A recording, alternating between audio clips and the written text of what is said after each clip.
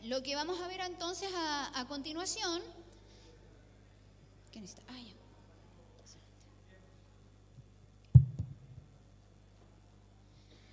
Es unas sesiones que van a consistir en cómo estos actores habilitan un ecosistema de innovación en salud.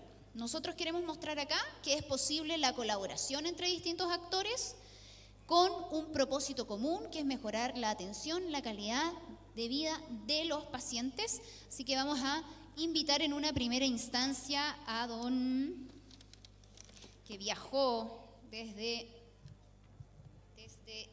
Perú, ¿no? Viajó desde Perú.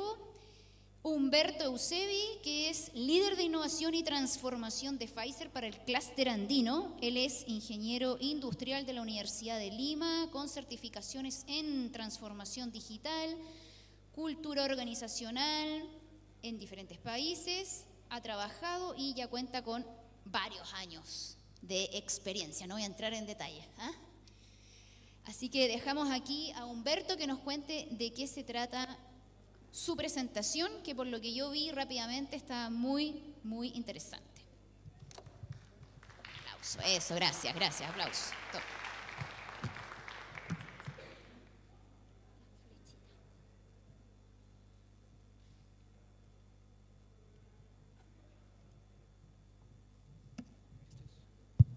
¿Aló, aló?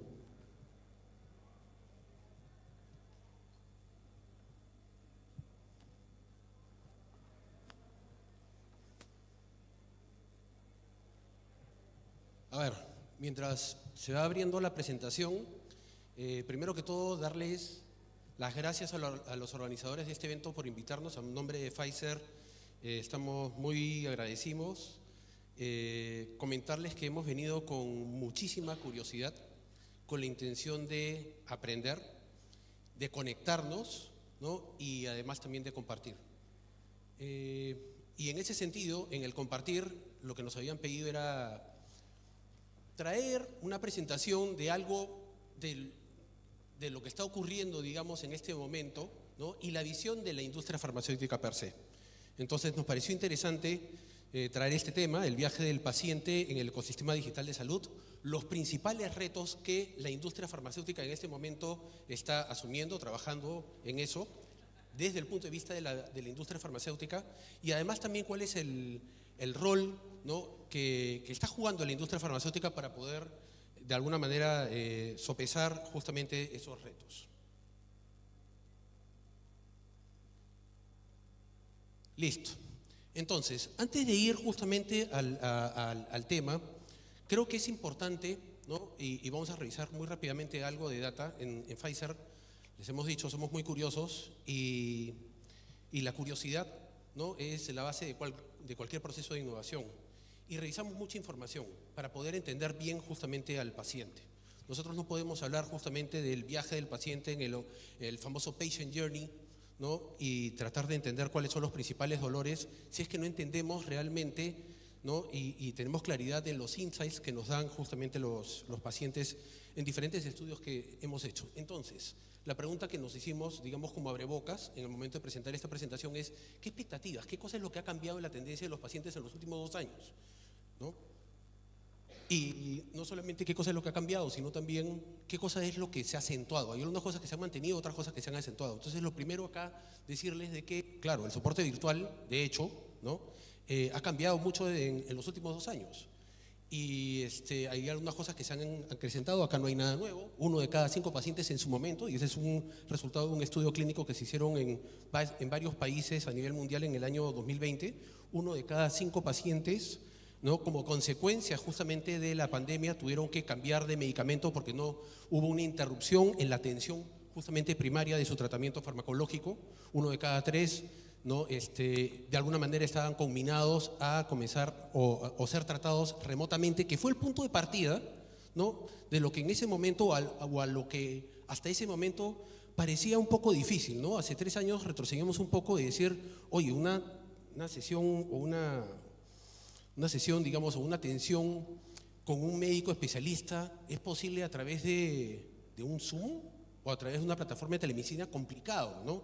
El médico en ese momento, si se le preguntaba, es decir, no, eso es imposible, yo necesito tener acá al paciente y necesito tocar y hacer justamente exámenes funcionales de manera física y presencial.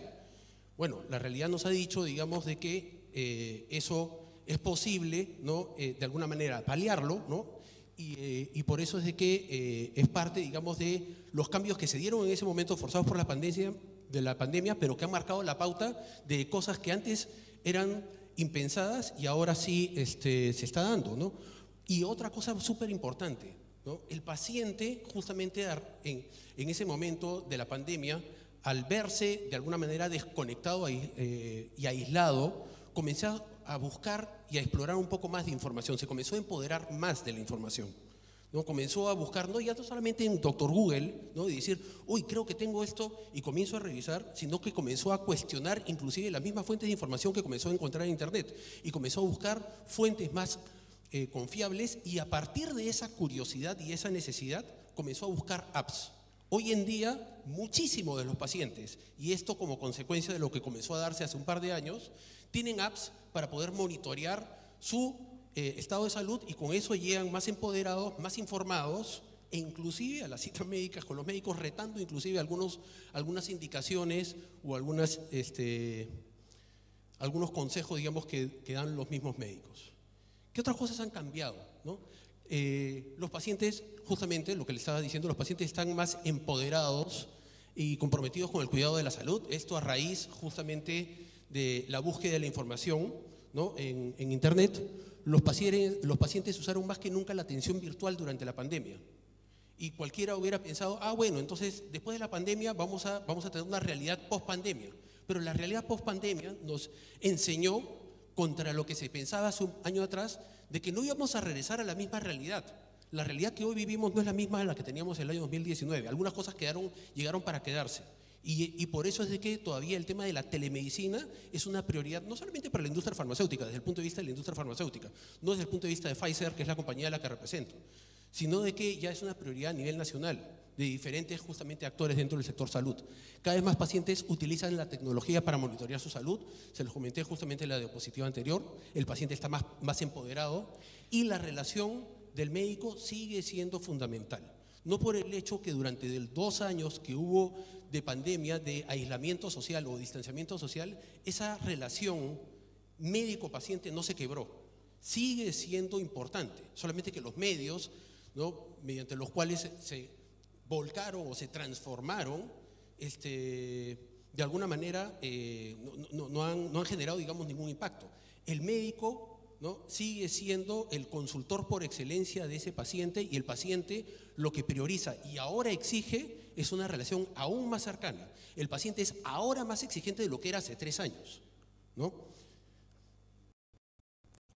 La confianza sigue siendo importante. Fíjense, este es el resultado de otro estudio que hicimos el año pasado con un grupo de pacientes con migraña, ¿no?, y que aplica perfectamente para todo tipo de tratamientos crónicos, porque vimos que esto era perfectamente extrapolable. Y es que las enfermedades crónicas tienen, dice acá, un impacto significativo en la vida de los pacientes. Claro que sí, pero como consecuencia de eso, también algo que nosotros habíamos dado cuenta es de que los pacientes, a consecuencia de esto y en medio, digamos, de este entorno, se sienten solos e incomprendidos, ¿no? Desde el punto de vista personal, fíjense acá los círculos, vamos a decir concéntricos, pero uno dentro del otro, desde el punto de vista personal hasta el punto de vista social. Desde el punto de vista personal, ese paciente que tiene una dolencia, en este caso una migraña, pero de repente a cualquier otro tipo de limitación física, tiene que ir, ¿no?, tiene que realizar o realiza, digamos, sus actividades diarias, pero al no poder, digamos, hacerlas como las hacía antes, tiene un tema de frustración, ¿no? Entonces acá hay un primer insight, ¿no?, que es importante ahí capturar. La frustración, digamos, desde el punto de vista personal, que luego, si abrimos el scope y lo llevamos al punto de vista laboral, el mismo paciente que tiene algún tipo de limitación física ya siente un tema de frustración, porque no se siente cómodo pidiendo una licencia. Oye, tengo un dolor de cabeza. Oye, como por un dolor de cabeza vas a pedir una licencia, un permiso, pero no es un dolor de cabeza, es un tema de migraña, ¿no? Y hay un tema de frustración porque el mismo paciente siente de que es incomprendido, ¿no? En mi trabajo no entienden, no me están entendiendo de que mi problema es serio y tengo que estar entrando en detalles que de repente yo no me siento cómodo de justamente compartir. Y por otro lado, si es que eso lo llevamos al plano de vista social, ¿no? Hay un impacto social. El paciente, como consecuencia justamente de estos dos puntos anteriores, se siente aislado. Entonces, lo que está el paciente pidiendo a gritos es de que lo acompañen, que lo entiendan, y cualquier acompañamiento que se diera, sea de un médico o sea de una comunidad, sea personalizado. No quiere ser un número más. Los pacientes esperan que los médicos estén mejor preparados para un diagnóstico más temprano. A ver, hemos visto en varias de las presentaciones anteriores, ¿no? Ayer, hoy día, súper interesantes todas, y esto no lo dice la industria farmacéutica, ¿no? Pero el tema del diagnóstico temprano es importantísimo, ¿no? ¿Por qué? Porque hay un impacto sobre un diagnóstico tardío. Si hay un diagnóstico tardío, hay muchas consecuencias en el sistema de salud, ¿no? En el sistema de salud hospitalario, sea público o privado, pero inclusive en el paciente aún más. Porque si es que hay una demora en el diagnóstico y no hay un diagnóstico temprano y el paciente llega a un estadio ya más avanzado, el tratamiento es mucho más complicado y la remisión y el control de la enfermedad, eso lo dicen los médicos, también es más complicado. Entonces, el mismo paciente reclama. ¿Cuál es el punto? ¿Qué es lo que dice el paciente? El paciente lo que está diciendo es, oye, pero ¿por qué es que yo estoy siendo diagnosticado en este momento y no me lo diagnosticaron antes? Antes me habían dicho otra cosa. Entonces, el paciente está exigiendo de que el mismo médico sea más prolijo, ¿no? Y que estudie de repente un poco más. No lo digo yo, lo dicen algunos pacientes que reclaman, por eso que les había dicho, ¿no? El paciente se vuelve más exigente. Y reclaman porque me dicen, bueno, ahora ya tengo un estadio más avanzado, ahora el control de la enfermedad es más complicado, entonces estoy en un problema mayor, ¿ok? Y no solamente eso, sino de que yo como paciente no me están escuchando. ¿Por qué? Porque el médico está con el reloj y el médico tiene que atender cada 15 o 20 minutos porque después tiene que llegar el siguiente paciente. Entonces, nuevamente, y esto hace colación justamente con las diapositivas anteriores, el paciente lo que está pidiendo es que se personalice su atención y que lo escuchen, porque nuevamente se siente solo e incomprendido. Ahora bien, ¿qué más? ¿Qué otro poquito de información tenemos aquí? Acá tenemos otra información de otro estudio de mercado que hemos hecho hace un par de años con uno de nuestros socios estratégicos, Deloitte. ¿Y qué cosa es lo que buscábamos acá, ¿no? ¿Qué es lo que nos preguntamos? ¿Qué buscan los pacientes en las comunidades de pacientes? O inclusive, cuando estamos hablando de la industria farmacéutica per se, en los famosos programas de soporte a pacientes. Esos programas de soporte a pacientes que ofrece la industria farmacéutica cuando un paciente, después de haber recibido un diagnóstico y el tratamiento de su producto, ¿no? Se enrolan en un programa y hay un programa de acompañamiento. Pero ¿qué cosa es lo que buscan, bien sea en la comunidad o en los programas de pacientes? Buscan básicamente estas 4 cosas. Salud y bienestar. El paciente lo que busca es que siga recibiendo una orientación médica. No desconoce y no deprioriza el rol del médico en el cuidado de su salud. De hecho, es el stakeholder, el actor más importante. Una guía nutricional. Claro, o sea, en muchas de las enfermedades, y muchos no lo saben, pero siempre en el cuidado de la salud, la alimentación, la suplementación nutricional es importantísima, ¿no? Y muchos médicos, o mejor dicho, muchos pacientes se dan cuenta recién cuando están justamente en ese tratamiento y es algo que piden, ¿no? Porque quieren llevar justamente un control de una vida más saludable. Soporte emocional y funcional. En el soporte emocional y funcional, algo transversal que se está ocurriendo, ¿no? Y que es el tema de los problemas de salud mental. Hay muchos problemas de salud mental que detonaron a raíz de la pandemia y se evidenció. Antes uno decía, ¿no? O la mayoría, o de repente, y no solamente estoy hablando de la industria farmacéutica y de todos los actores del sector salud. Estoy hablando justamente de la comunidad en general. Antes se pensaba de que problemas de salud mental solamente los veía y solamente era prioridad de un médico especialista, un neurólogo o un psiquiatra, ¿no? Y estamos hablando de un desorden que bordeaba con la demencia y en los casos más extremos hasta el suicidio. Pero lo cierto es de que los desórdenes de salud mental van desde la sensación de aislamiento, desde la ansiedad, desde el estrés, ¿no? Desde los ataques de pánico, que vienen como consecuencia no solamente de aislamiento, sino también algunas enfermedades que, generando un tipo de limitación física, generan precisamente, ¿no?, esas sensaciones de ansiedad o estrés. El paciente con artritis reumatoidea, por ejemplo, el paciente con psoriasis, por ejemplo, o un paciente con cáncer, por ejemplo. O sea, es un mundo lo que está ocurriendo en su cabeza. Y tiene un problema de salud mental, de desorden de salud mental, que no significa de que estamos hablando de esquizofrenia. Pero ese paciente está pidiendo soporte psicológico. Y a eso nos referimos con ese soporte psicológico. Comunidades de apoyo, quieren conectarse los pacientes con con pacientes que tengan la misma vivencia que uno. Me siento solo e incomprendido. Necesito juntarme con alguien que tenga lo mismo que yo para que yo pueda hablar, porque ahí sí me van a escuchar, porque entiende de qué cosa es lo que estoy hablando. Y orientación o dirigida a cuidadores. La importancia no solamente, y eso es algo que valora también el mismo paciente, la importancia de que cuando estamos hablando del tema de mi salud como paciente, no solamente soy yo, sino todo mi entorno familiar que tiene que estar involucrado, importantísimo. Eso también lo valoran y lo piden en las comunidades y promueven soporte. Soporte administrativo y logístico, apoyo logístico, traslados a hospitales, o que haya un apoyo logístico desde el punto de vista de home delivery, ¿no?, para la atención domiciliaria o el despacho domiciliario de los medicamentos, guías administrativas. El paciente muchas veces se siente corto y un poco perdido de, uy, y ahora me han diagnosticado esto, me han recetado esto, estoy en medio del hospital, ¿y cuál es el camino que tengo que hacer? ¿No? Esa guía administrativa para saber cuál es el flujo, el journey, el camino que tengo que seguir hasta finalmente recibir mi medicamento. Y finalmente, y no menos importante, el soporte financiero, ¿no?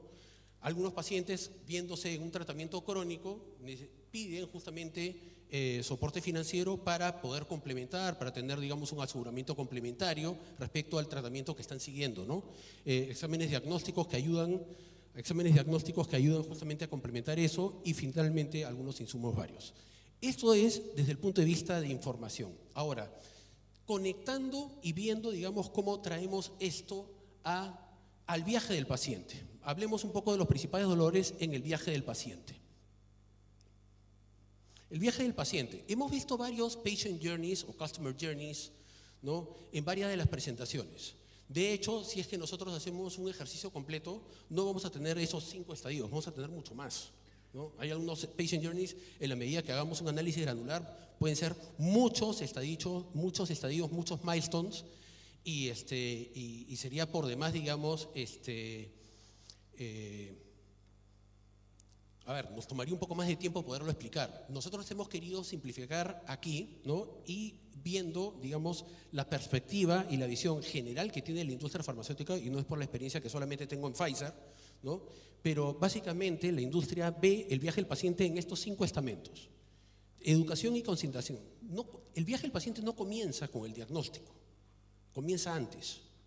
El paciente, antes de tener un diagnóstico, o inclusive buscando, o realmente el paciente que no tiene probablemente ninguna patología, lo que busca es informarse, ¿no? Informarse y buscar, nuevamente, el tema de Dr. Google que le estaba diciendo, pero buscarse ya en algunas páginas que sean mejores referenciadas y más documentadas. Entonces ahí hay un tema de educación y concientización para que el paciente esté más empoderado en el cuidado de la salud, en el cuidado de su salud. El paciente llega luego donde el médico lo ausculta, viene un diagnóstico, y después del diagnóstico probablemente el mismo paciente, de manera complementaria, no posiblemente, sino que se da de manera complementaria, sigue en ese estadio, digamos, de educación y concientización. Después viene la terapia farmacológica, la elección del tratamiento, ¿no?, en lo que se conoce como medicina personalizada, ¿no? Luego el acceso a la terapia, que incluye la compra del tratamiento, y algo no menos importante, el tratamiento o el journey no termina cuando el paciente recibe el tratamiento y ya compra y comienza su tratamiento. El journey, el paciente continúa mientras el tratamiento continúe, O sea, hay un estamento que es la adherencia al tratamiento, el acompañamiento, el asegurarnos de que ese paciente, si es que está, por ejemplo, en un tratamiento crónico, siga en tratamiento, lo siga con regularidad, no lo siga de manera espaciada, porque a final de cuentas ahí es donde se puede ver, digamos, el control de la enfermedad, la remisión justamente de los síntomas y de que el paciente después, como consecuencia, pueda recuperar y retornar, digamos, a un estadio, digamos, a un estado saludable en donde tenga control justamente de su vida. Pero si entramos en un poquito más de detalle, el patient journey, la pregunta es, ¿exactamente igual para todos los productos? No.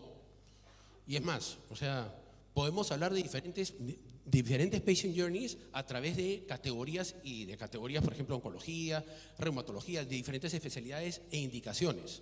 Pero hemos tratado de hacer un ejercicio acá un poco general, ¿no? A ver, ¿cómo se ve más o menos el patient journey en las enfermedades agudas? Por ejemplo, una infección, ¿no? Y dentro de esos 5 estamentos, ¿cuáles son los principales pain points que se dan justamente en enfermedades agudas? No son los únicos, pero los principales. En el diagnóstico y en el acceso a la terapia. Y en el diagnóstico, ¿cuál sería lo que busca, ¿no? Si estamos hablando de una infección, lo que yo busco como paciente o con lo que el médico tratante busca es de que haya un diagnóstico oportuno de esa infección, ¿no? Y que sea un diagnóstico temprano. Si hay un diagnóstico tardío, hay una consecuencia grave, ¿ok? Y por lo tanto ahí el reto es cómo garantizar, y no solamente la industria farmacéutica, sino todos los actores dentro del sistema de salud, cómo garantizar un diagnóstico correcto y además temprano, que es tan importante como hacerlo correctamente. Y el segundo, y no menos importante, acceso a la terapia. Cómo garantizar el mayor acceso posible al tratamiento, ¿ok? Y acá cuando estamos hablando del acceso es que, claro, o sea, si estamos hablando de un producto que esté dentro del sistema de salud, dentro del petitorio, dentro de la ley de Ricardo Soto, o sea, o whatever, ¿no? La cuestión es de que el paciente, una vez que recibe el diagnóstico y la prescripción de un medicamento, que ese medicamento esté disponible. Y no solamente disponible dentro del petitorio, sino que esté dentro de las posibilidades del mismo paciente poder adquirirlo. Por ejemplo, para los pacientes que son, digamos, dentro del sistema privado, ¿no? Y además, cómo ayudar, y ahí, por ejemplo, en ese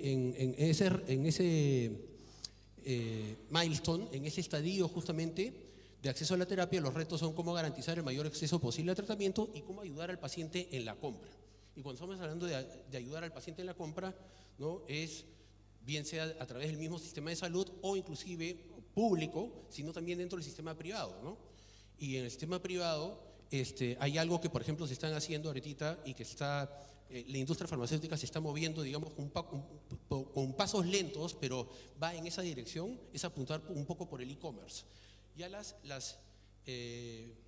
distribuidoras están trabajando justamente en eso. Muchas de las distribuidoras, las cadenas de farmacias tienen sus propios marketplaces y acá es donde la industria farmacéutica se está comenzando a conectar justamente con estas distribuidoras. ¿Para qué? Justamente para poder facilitar esto último, cómo ayudar en el paciente en la compra y para efectivizarla y además asegurando la mejor experiencia posible. La experiencia es fundamental y de eso también vamos a hablar.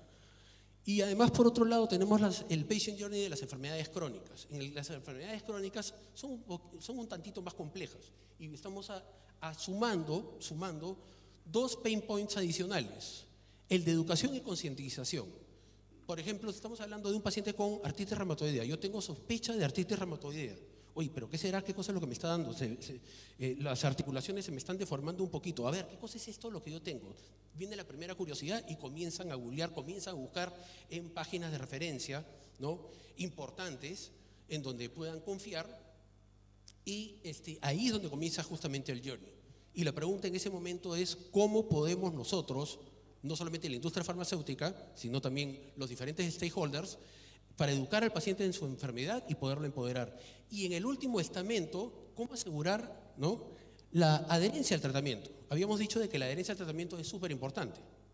Y acá la pregunta es, ¿cómo podemos ayudar a que ese paciente continúe en el tratamiento y cómo podemos personalizar justamente ese acompañamiento? ¿Y qué rol juega la industria en todo caso? Porque acá estamos hablando de líneas generales. La industria, cuando estamos hablando de educación y concientización, proveyendo justamente algunas plataformas de educación. Y cuando estamos hablando de plataformas de educación y estamos hablando de productos RX, en donde no está habilitada la promoción de las marcas, se supone que tiene que ser páginas que sean 100% educativas, en donde se le eduque y se le empodere al paciente, ¿no? Ahí, por ejemplo, estoy poniendo como referencia una página que a mí personalmente me gusta mucho, que es de la Clínica Mayo, ¿no? Pero lo pongo, digamos, ahí como ejemplo. Luego los diagnósticos, la industria farmacéutica está también proveyendo diagnósticos suplementarios para poder ayudar al mismo paciente, para que al mismo médico, perdón, para que pueda ayudarlo en una aceleración de un diagnóstico más temprano. En la terapia farmacológica, ¿de qué manera está trabajando la industria farmacéutica? Es haciendo programas de educación médica continua para que los médicos estén actualizados en todos los tratamientos en este momento. Acceso a la terapia, proveyendo, ¿no?, la industria farmacéutica programas de acceso y affordability, ¿no?, para que los pacientes puedan tener acceso, valga la redundancia, a los tratamientos, y además incursionando justamente en este mundo del e-commerce, ¿no?, con marketplaces. Y finalmente la adherencia al tratamiento con los programas de soporte de pacientes, que es lo que la industria farmacéutica hace en general. La industria farmacéutica está priorizando cada vez más la experiencia del paciente, ¿no? Hace 20 o 30 años atrás, cuando estamos hablando de, cómo es que la industria farmacéutica, después de lanzar sus productos, llegaba a la comunidad médica o a los pacientes, ¿con qué llegaba? Llegaba con el producto. Mi producto es el mejor, con eso es suficiente. Pero después se entendió de que no solamente el médico, sino también el mismo paciente busca algo más. Y comenzó a extenderse la cadena de valor. ¿Cuál fue el valor agregado del producto? El servicio. Y después del servicio, ahora se habla de la experiencia. El paciente, el médico exigen la mejor experiencia. Y acá estoy citando, digamos, a uno de mis autores favoritos, que es Philip Kotler, que habla justamente de eso, ¿no? Ya no basta satisfacer al cliente, ahora hay que dejarlos encantados y la experiencia es la clave. Y de hecho, la experiencia es la clave, ¿no? En Pfizer, por ejemplo, y lo pongo como ejemplo, porque en realidad acá la industria farmacéutica está trabajando en esa misma línea, ¿no? Pero Pfizer, la visión que tiene es que sea percibida como la empresa más innovadora en entregar soluciones de alto impacto y que cambien la vida de los pacientes, pero además entregando la mejor experiencia posible. Pero la experiencia no solamente hay que entregarla, sino también hay que medirla. No se puede mejorar lo que no se puede medir, ¿no? Y nosotros en Pfizer, por ejemplo, y acá un par de ejemplos nada más, o algunos ejemplos de algunas plataformas que nosotros tenemos, estamos incorporando algunos scores para medir la experiencia del paciente. La experiencia del paciente en plataformas digitales no se mide solamente con el tráfico, los views, los opens o en el tiempo en el portal, no. Hay que incorporar métricas que midan eso, ¿no? Y vamos a estar trabajando, por ejemplo, con NPS y con CSAT, ¿ok? Bueno, y finalmente, la parte final. ¿De qué manera podemos trabajar la industria farmacéutica, pero no solamente la industria farmacéutica, sino todos los stakeholders, para proveer un ecosistema digital de salud más robusto para nuestros pacientes? He visto, digamos, con mucha atención muchas de las presentaciones y, tenemos que reconocer que muchos de nosotros estamos trabajando en silos, ¿no? Y es la verdad, estamos trabajando en silos. Yo estoy trabajando por acá y tengo acá mi pequeño mundo, ¿no? Y esta es mi oferta, ¿no? Y acá por acá me estoy conectando con esto, pero en realidad acá no vamos a poder robustecer el ecosistema digital de salud si es que no buscamos, digamos, integrarnos y buscar y orientarnos en objetivos que sean comunes. Mis objetivos como industria farmacéutica no necesariamente tienen que coincidir, por ejemplo, con los objetivos de la academia o de la sociedad médica. ¿Okay? Entonces, esto va a ir cambiando. Una de las prioridades, por ejemplo, que yo tengo claro y me quedó claro de la Conectatón que hubo esta semana, ¿no?, el día lunes y martes, es la integración de la historia clínica, ¿no?, del paciente y la integración de la receta electrónica. Ese es un tema en donde no solamente ahí el gobierno lo está priorizando, en donde es un perfecto ejemplo, en donde todos los stakeholders podemos juntarnos y apuntar juntos y cada uno sumar buscando eso. Acá hay otro ejemplo, la telemedicina, ¿no? ¿Y cómo la industria farmacéutica puede trabajar aquí? Es generando mayor evidencia, ¿no?, para robustecer el marco político y la norma para un mejor uso de la telemedicina. Y acá hay un ejemplo, por ejemplo, ¿no?, de un trabajo colaborativo que hizo Pfizer con Sense en un paper, ¿no?, buscando ese objetivo y con algunos ejemplos justamente de la campaña en medios. ¿Qué más? Hablamos de la salud mental. La salud mental es una prioridad nacional, pero todos lo estamos entendiendo así.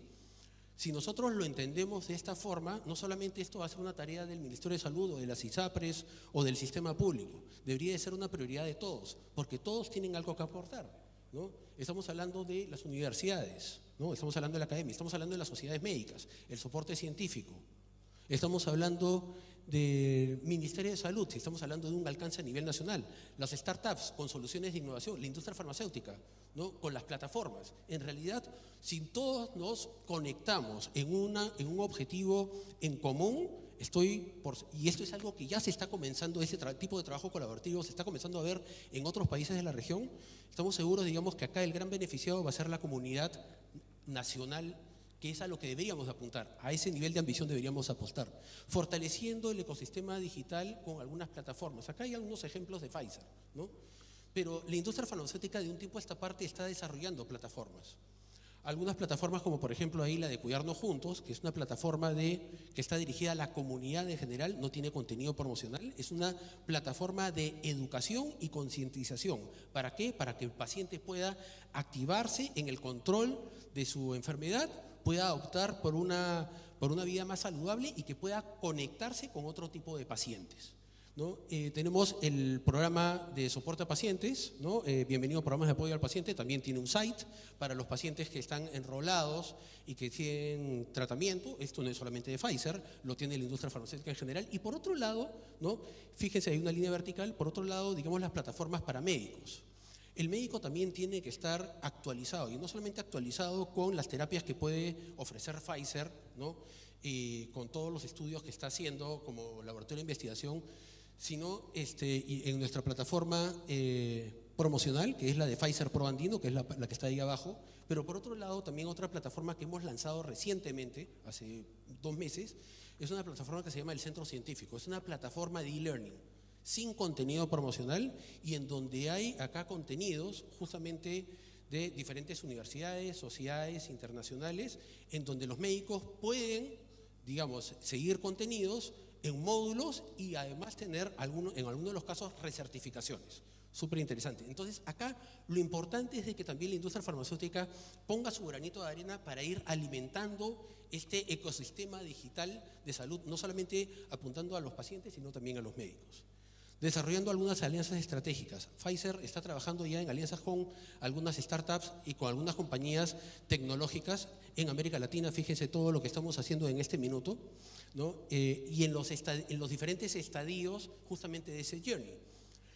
En Chile tenemos, digamos, algunas experiencias en Rappi, les puede llamar la atención de Rappi, pero es un programa, por ejemplo, que nosotros hicimos de Home Delivery Vaccination, ¿no? Vacunación a domicilio a través de la plataforma de Rappi, para que haciendo una triangulación con un tercero, con un centro de vacunación, se pudiera dar justamente esa solución. Con YAP, ¿no? Estamos haciendo un programa, ¿no? De acceso al producto, acceso y venta del producto con geolocalización, pero además incluyendo a un tercero para proveer justamente un seguro complementario para que el paciente pueda tener mejor acceso a su tratamiento. Con Saya Life es otro ejemplo, por ejemplo, de algo que estamos haciendo y que estamos ofreciendo a nuestros pacientes, que son consultas psicológicas a través de una plataforma de un tercero, que en este caso es de Saya Life, ¿ok? Y bueno, y hay otros casos, digamos, de otros países, ¿no? Nosotros recientemente, hace muy poquito, lanzamos una iniciativa regional a nivel de América Latina que se llama el Open Innovation Challenge, algo muy parecido a lo que había hecho Corfo Conecta, digamos acá en una de las presentaciones que se había hecho, pero esto se hizo a nivel regional, a nivel de todo LATAM. Y que lo que se hizo es una promoción, y es algo, digamos, que no solamente lo está haciendo Pfizer, lo está haciendo la industria farmacéutica general, acuérdense, o sea, le estamos dando la visión justamente de la industria, y la idea es que la industria se conecte justamente con la comunidad de soluciones de innovación y de digitales, porque solos no podemos ofrecer justamente esa solución, ¿no? Innovadora y esa solución buscando la mejor experiencia. O sea, somos conscientes de eso. Y por eso es de que Pfizer lanzó justamente esta iniciativa, centrado en buscar soluciones de diagnóstico, ¿no? Y como consecuencia, en ese momento, es una iniciativa que se lanzó en el mes de agosto, aplicaron 70 compañías, se hizo un primer filtro, se llegó a 39 y finalmente una selección final de 25 iniciativas a nivel de América Latina. Y el objetivo acá y lo que Pfizer a lo que está apuntando es hacer una selección final y hacer un primer ejercicio de priorización. Se van a priorizar algunos experimentos para que, haciendo una inversión local en el país en donde la aplicación o donde el startup estuviera basado, después se pueda escalar rápidamente a nivel de toda la región, ¿no? A eso estamos apuntando. Les vuelvo a repetir, la industria farmacéutica no puede hacerlo solo y por eso es de que este tipo de iniciativas nos parece más que relevante, ¿no? Buscar e interconectarnos, ¿ok? Bueno, esto es lo que tenemos para compartir el día de hoy con ustedes. Ya se dieron cuenta por mi acento que no soy de acá, ¿no? Alejandra cuando me presentó, sí, efectivamente soy de Lima. Ahí con algunas fotos los invito a nuestro querido Perú para que nos puedan acompañar. Y antes de terminar, ¿no? Solamente comentarles que, a ver, el eslogan corporativo de nuestra compañía es innovaciones que cambian la vida de los pacientes, ¿no? Nosotros no podemos hacerlo esto solo, les volvemos a repetir. Nosotros estamos inspirados, ¿no? Eso es lo que nos inspira en la co-creación de soluciones o de las mejores soluciones y de las mejores experiencias de los pacientes, y eso es lo que nosotros venimos a buscar en este espacio para trabajar colaborativamente con todos ustedes. Muchas gracias.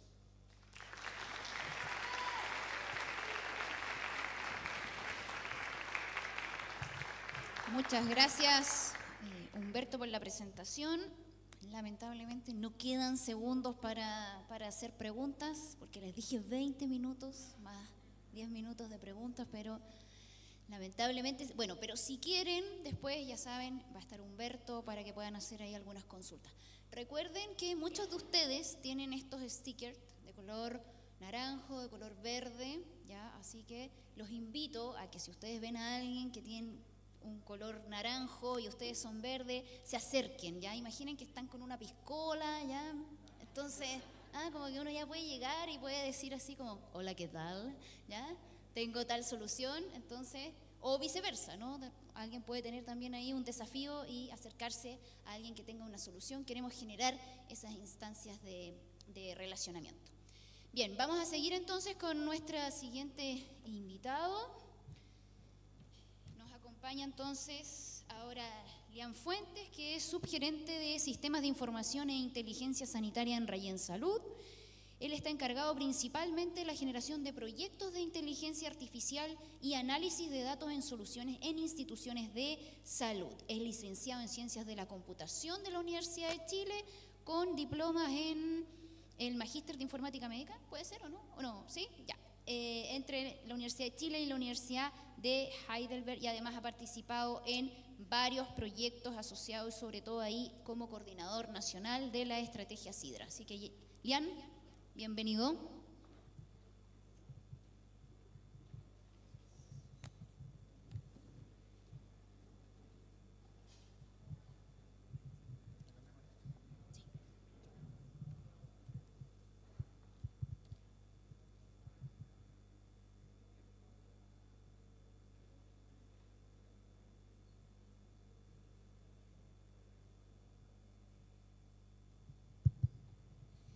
Hola, muy buenas tardes.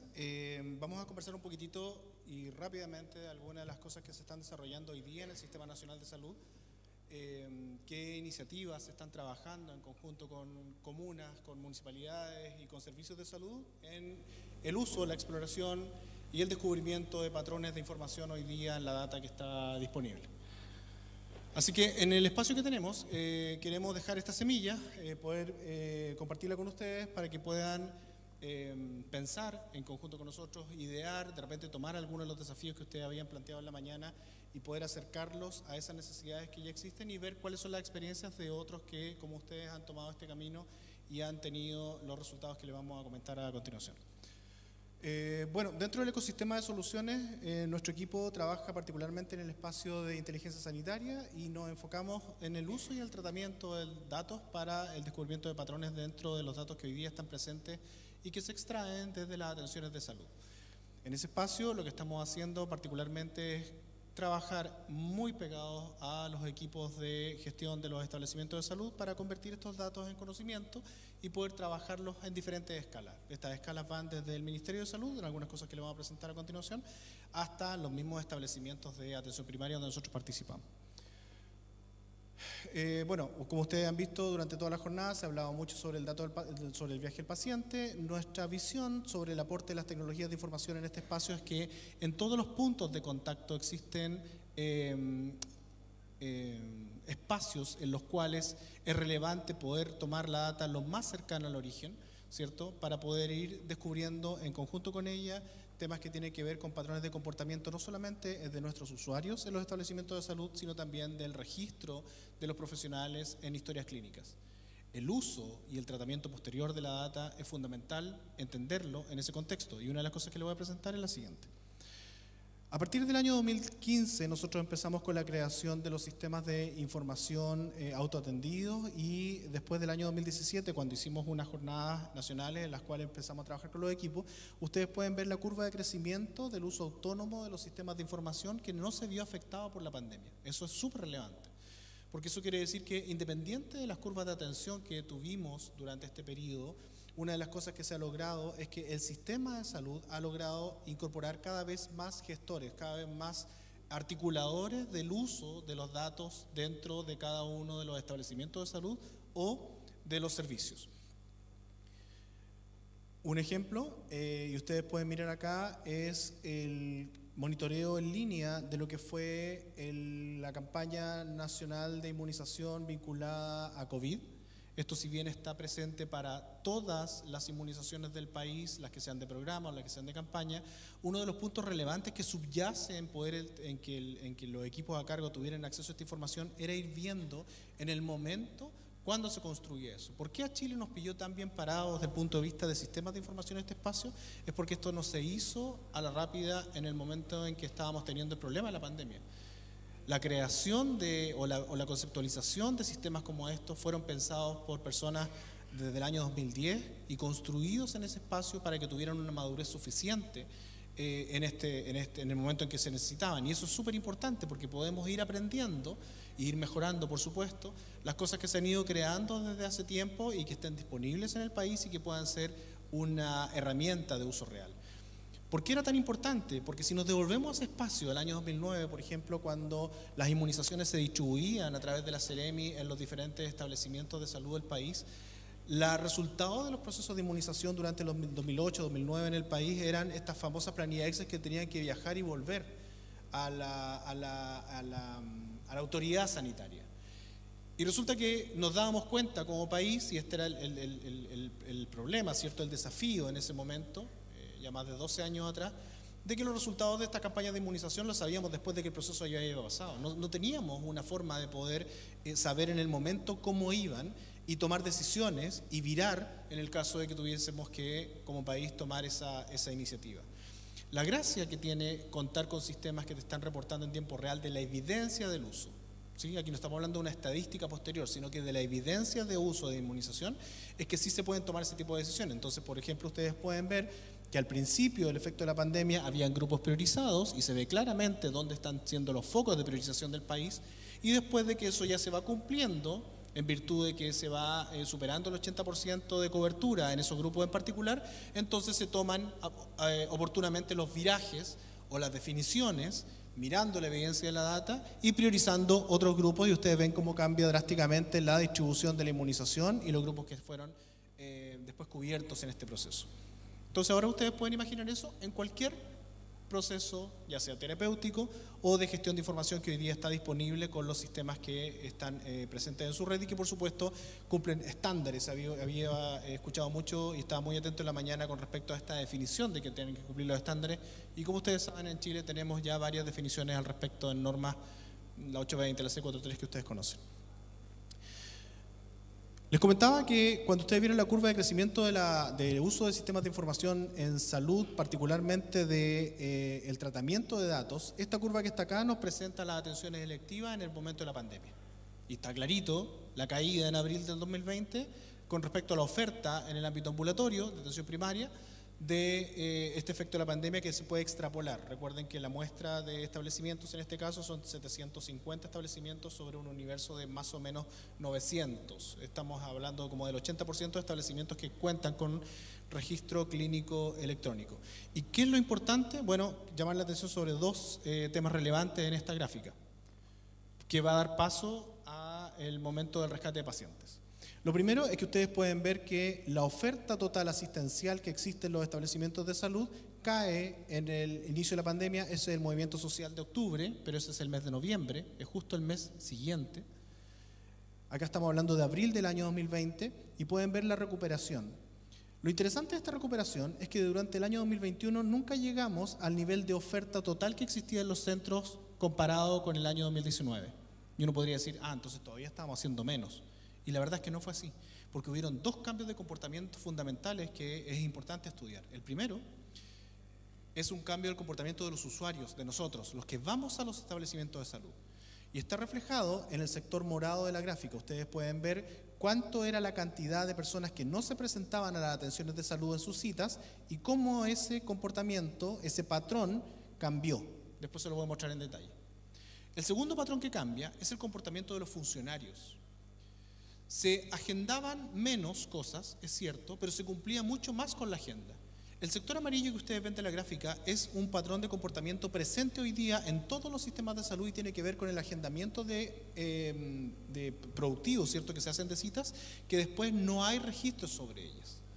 Es como que tenemos agenda en nuestros recursos de salud y que después no tenemos una utilización real. ¿Se acuerdan del caso que hablaban recién de los pabellones, por ejemplo? Aquí estamos hablando solamente del ámbito de cita ambulatoria. Entonces es súper relevante porque quiere decir que tenemos una cita, tenemos a alguien citado y después no hay un evento de seguimiento que pueda obtenerse data con respecto a eso. Solo que uno en reserva, pero que nunca se ocupó. Y eso es relevante y ustedes pueden ver cómo cambió. El segundo punto relevante, también de gestión de los establecimientos de salud, es el registro de los funcionarios. Ustedes saben que por ley está definido, ¿cierto?, el registro inmediatamente posterior a la atención o en la atención, y eso no siempre sucede en nuestro sistema. La medida más o menos estándar es que entre un 2 y un 3% de todas las atenciones de salud que se realizan de ámbito ambulatorio no tienen un registro completo. ¿Y cuáles son los impactos de eso? Bueno, los que ya estamos imaginando. Un impacto menor seguramente en el ámbito estadístico, donde no van a calzar las cosas que dicen que se hacen con las que registran que hacen, pero también hay un impacto significativo desde el punto de vista de la seguridad y la calidad de atención del paciente, que yo creo que es el más relevante, ¿cierto?, donde tenemos que ir viendo y cuidando que estos datos estén presentes para la continuidad de atención de una persona, que estén cerrados, que estén firmados, que tengan un diagnóstico o que tengan un tratamiento asociado. Bueno, esto que está acá entonces presenta cómo se van agrupando los diferentes establecimientos y aquí hay datos que son relevantes cuando yo soy capaz de agrupar esa información. Aquí están las conclusiones. Lo primero es que ustedes se dan cuenta que la cantidad de citas perdidas en un escenario, voy a decirlo así, normal, previo a la pandemia, las cifras oficiales del DEIS hablaban más o menos como de un 20%. Lo que nosotros teníamos registrado era cercano, era un 15.47%, probablemente hay otro de los escenarios que se puede evaluar, pero lo relevante es que nosotros, los usuarios de los establecimientos de salud, empezamos a acudir con mayor regularidad a la cita. No queríamos perderla, como la oferta era menor, costaba un poquito más conseguir una cita, no queríamos perder la cita. Por solo ese comportamiento de bajar 7 puntos en el NSP, eso significó en números que el sistema de salud generó más de 590.000 atenciones adicionales que antes no se hacían. Y eso, desde el punto de vista de la recuperación de lo que hoy día es la inversión de recursos como médicos, enfermeras o matronas, es gigantesco. Es muy grande. Y creo que es algo que tenemos que trabajar para ir incentivando en la población, ¿sí? Entonces, todo este tema de que hablamos en la mañana de contactabilidad, de herramientas que me permitan acercar a la población hacia lo que los centros hacen, que tengamos una conciencia de la inversión de salud que se realiza para que yo pueda tener estas citas disponibles, entonces creo que también es parte importante de acercar eso a la población, tratar de mantener e incluso mejorar estos números. Entonces, aquí está la explicación. Teníamos menos oferta cuando yo lo veía desde el punto de vista total, pero se hizo mucho más. O sea, agendando menos en el ámbito ambulatorio se logró hacer mucho más en las atenciones. Es tan importante este crecimiento que en otro tipo de estudios, cuando se evalúa la cantidad de tiempo que se dedican de los profesionales a otras labores de gestión que no son asistenciales, como por ejemplo los días bajo control, la contabilización estadística de lo que ya se hizo, un montón de cosas que son procesos que están incrustados en la atención primaria, anualmente se pierden aproximadamente como el tiempo equivalente a 4,8 millones de citas de profesionales por estas labores. O sea, el tiempo equivalente en todo el país de funcionarios que podrían estar atendiendo o haciendo labores de gestión en el establecimiento, que se pierden en labores de recopilación de data estadística para tributaciones al nivel central. Si vemos solamente el comportamiento de NSP, entonces ustedes pueden ver cómo es la curva efectiva de este patrón y podríamos ver entonces acá a continuación la cantidad de horas perdidas por instrumento. Entonces la cantidad de horas perdidas por instrumentos como médicos, enfermeras, matronas, nutricionistas son grandes por este concepto, y una de las cosas que podríamos trabajar en los temas de contactabilidad es mejorar este espacio.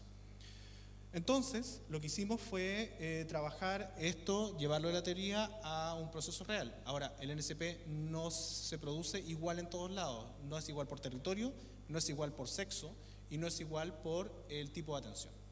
Entonces, cuando hablábamos del proceso de rescate, nos empezamos a enfocar en ciertos patrones y poder descubrir estos patrones. Y dentro de estos patrones nos dimos cuenta que en el caso de la información de mujeres particularmente que estaban en exámenes de medicina preventiva, y voy a hablar del PAP en este caso, la condición típica de NSP en el territorio donde hicimos la evaluación era de un 50%.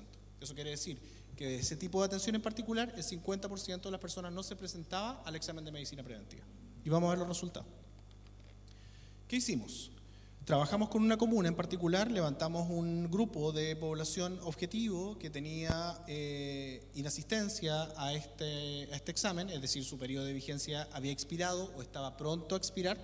Se estableció este grupo de población y se hizo un sistema en alianza con una empresa chilena, ¿cierto?, utilizando tecnología de procesamiento de lenguaje natural, para poder hacer un sistema automático de contactabilidad y poder invitar a estas personas, y no solamente invitar, sino que conseguir que agendaran una hora o expusieran algún motivo para poder hacer algún tipo de contacto especial. ¿Dónde estaba la limitación? No queríamos un sistema de mensajería, no queríamos un sistema que ellos tuvieran que apretar botones como estos menús, que de repente algunos de ustedes nos ha pasado mucho cuando tratamos de entrar a nuestro banco o lo que sea, sino que es un diálogo, y esto es súper importante. La máquina de procesamiento de lenguaje natural establece un diálogo y un script con un algoritmo que guía a la persona, le va haciendo preguntas, y dependiendo de las respuestas, entonces va confirmando ciertas situaciones, y como es lenguaje natural libre, graba, transcribe la información para poder obtener más data de aquellas cosas que no son respuestas evidentes, como por ejemplo, que agendó la cita, ¿sí? Que es lo que uno espera, que agendó, que no agendó y le interesó. Bueno, entonces, estos son los resultados. Los resultados primero es que se estableció un universo total de 3.420 mujeres, personas. Y esto no se hizo ningún tipo de limpieza, sino que la idea era trabajar con los datos que este territorio tenía. Y nos dimos cuenta en el primer ejercicio de contactabilidad de que un tercio de esa información no tenía contactos válidos. Teléfonos que no funcionan, ustedes saben, aquí estamos hablando de un comportamiento que es bastante común en nuestra población, sobre todo en nuestra población de más bajos recursos. Entonces, el tema de tener siempre un contacto válido es algo que cuesta mantener, y tener herramientas como esta permitió poder actualizar siempre esa información. Nos quedamos con los datos relevantes, ¿cierto?, que tuvieron contactos de estas personas. La máquina fue haciendo consultas y las mujeres iban respondiendo con respecto a su examen en particular, pero al contexto del examen de medicina preventiva. Y en esas respuestas fuimos capaces de, en una primera instancia, en solo 14 días, agendar el 12%, aproximadamente como 300 citas automáticamente, con cero inversión de tiempo dedicado del equipo de matronas o del equipo de gestión del establecimiento, de la comuna en particular. Lo más relevante es que no solamente rescatamos eso, sino que rescatamos un montón de información adicional que es posible que las máquinas puedan procesar para poder apoyar a los centros de salud. Y en ese proceso nos dimos cuenta de que, por ejemplo, muchos datos de contactabilidad que tenían las personas podrían no estar presentes en la red, la movilidad de nuestros usuarios. Por lo tanto, en nuestro sistema la historia clínica viaja con la persona. Lograr la integración de la ficha clínica quiere decir que ojalá viaje para todos lados en cualquier momento. porque la historia clínica es de la persona, es mía, no es del establecimiento, no es de la empresa que provee el registro clínico electrónico, no es del médico tratante. Entonces, en este caso, que ellos tengan la posibilidad de poder utilizar su información de salud, les permitió no solamente definir que ya no eran pacientes del centro, sino que en algunos casos ellas respondieron que no deseaban agendar. Y lo interesante es que como esto es un diálogo y yo no me quedo solamente con la respuesta del que no deseaban agendar, la máquina con el algoritmo de procesamiento del lenguaje natural los situó y los calificó. Y encontramos casos de personas que decían, respuestas textuales, no, sabes que yo tengo 60 años, la verdad no estoy interesada en saber si tengo cáncer, porque ya estoy muy vieja para eso. Entonces vimos otro espacio, vimos que hay cosas que en la respuesta de la mujer o en la respuesta de nuestro paciente hay otras situaciones o problemas que pueden estar asociados en la familia o en su condición, que no son necesariamente el examen.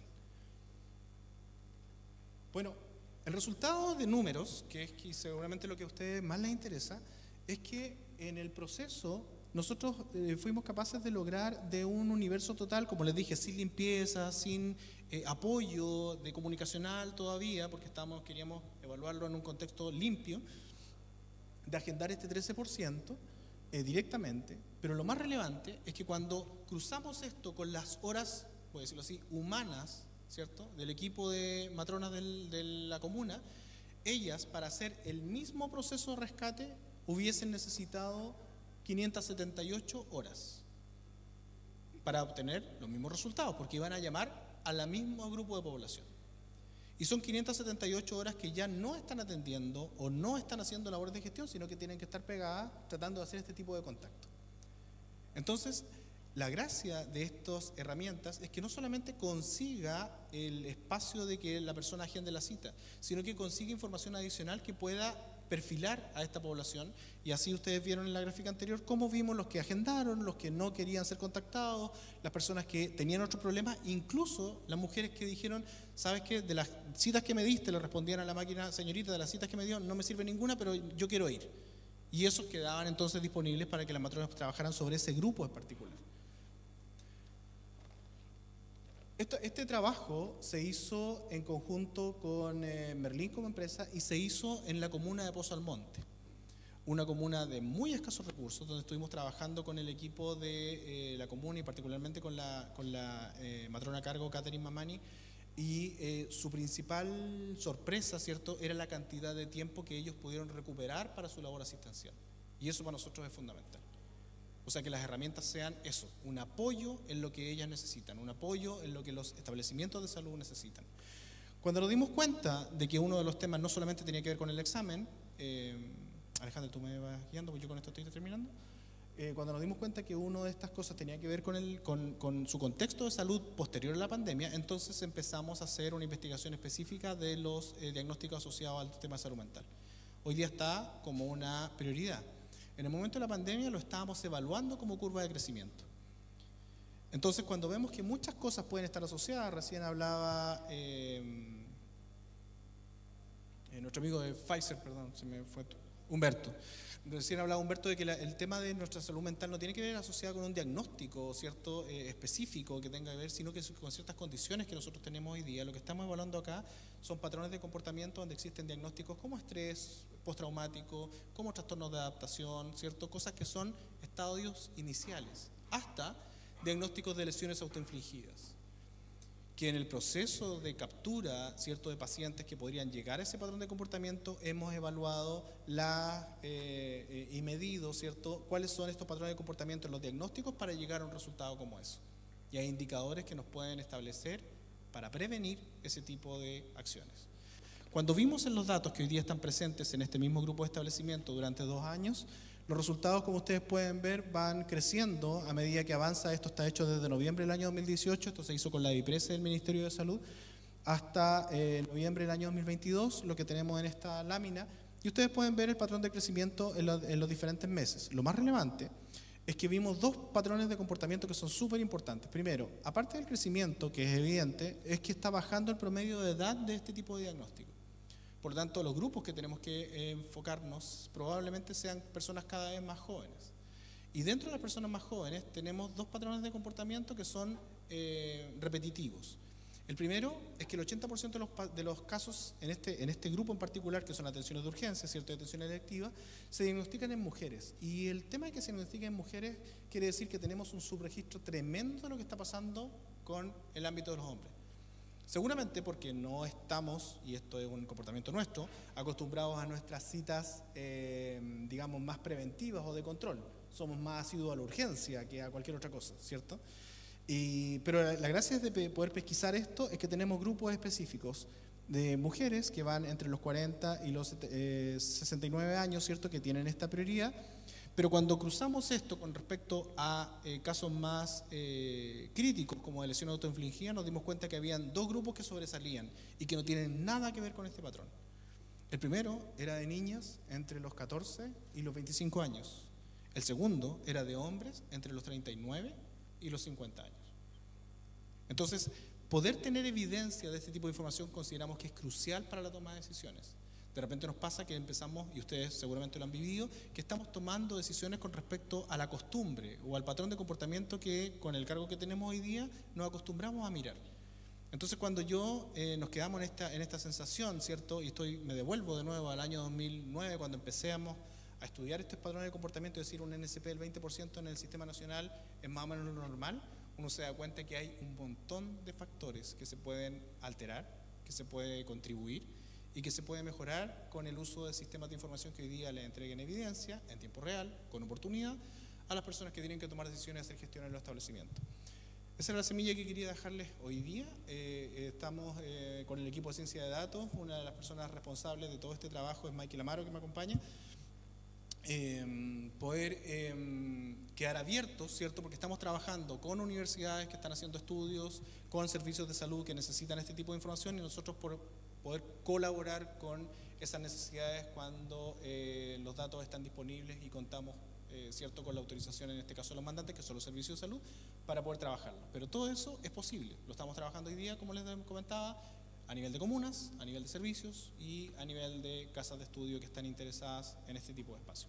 Así que les dejo la invitación, les dejé mi contacto ahí, y a través de SENS nosotros vamos a estar disponibles para ustedes. Muchas gracias por su atención.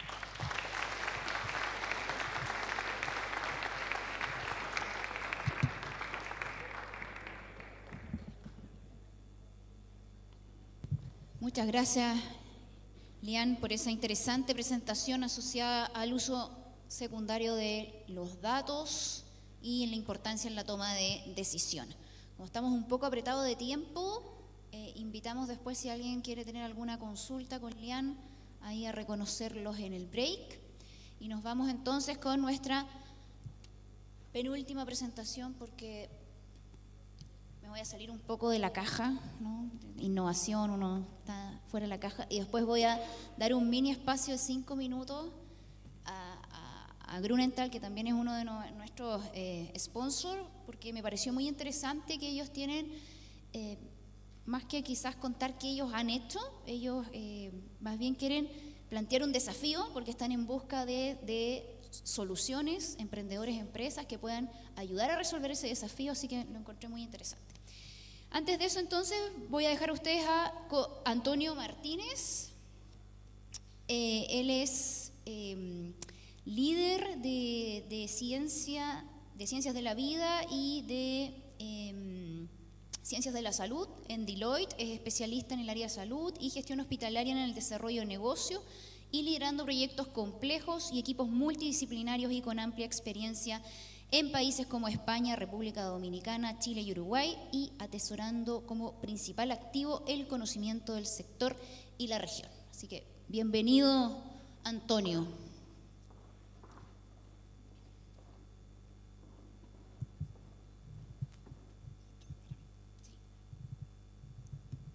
Bueno, primero que todo, buenas tardes a todos y todas. Agradecer a CENS la invitación. Ha sido súper grato llegar aquí a la Quinta Región y ver la tremenda afluencia que hay en el evento. Yo creo que felicitar a todos los que están detrás de la organización. Tengo dos principales desafíos para hoy. Primero, mantener despiertos a los que han vuelto de comer, que están bajo el efecto de la insulina, y segundo, mantener acá a los que tienen hambre. Así que voy a tratar de ser súper breve y devolverles algo de tiempo en la agenda que viene un poquito atrasada. Nuestra firma, quizás algunos no la conozcan, se caracteriza mundialmente por ser una firma de servicios profesionales y de auditoría, pero en los últimos años es una firma que particularmente en Chile viene viviendo un proceso de transformación importante. Es una firma con mucho foco en el propósito, ¿bien? Y como parte de ese proceso de transformación, mundialmente la firma viene desarrollando la práctica en la industria de la salud. En Chile llevamos menos años, alrededor de 7. Y hoy venimos a hablarles de nuestra visión de lo que es el futuro de la salud. Bien, parte de nuestra razón de ser es construir o ayudar a construir el futuro a nuestros clientes. Y venimos básicamente con 3 principales objetivos. Compartirle cuáles son los cambios que estamos viendo en la industria, tanto a nivel global como a nivel local. Bien, compartirle también qué tendencias son las que se esperan que van a transformar el futuro de la salud y hablarle de algunos casos, bien, donde nosotros hoy día estamos trabajando mundialmente, en Latinoamérica y en Chile. Bien, ese es el objetivo de la presentación. ¿Qué es el futuro de la salud para Deloitte? Bien, esto es una iniciativa estratégica de la firma a nivel global, donde nosotros lo que hacemos durante todos los años es revisar las tendencias tecnológicas, revisar los modelos de negocio, hablar con nuestros clientes y ayudar a acelerar el desarrollo de la transformación en salud. Ese es el concepto. Y no sé qué pasó, se apagó la pantalla.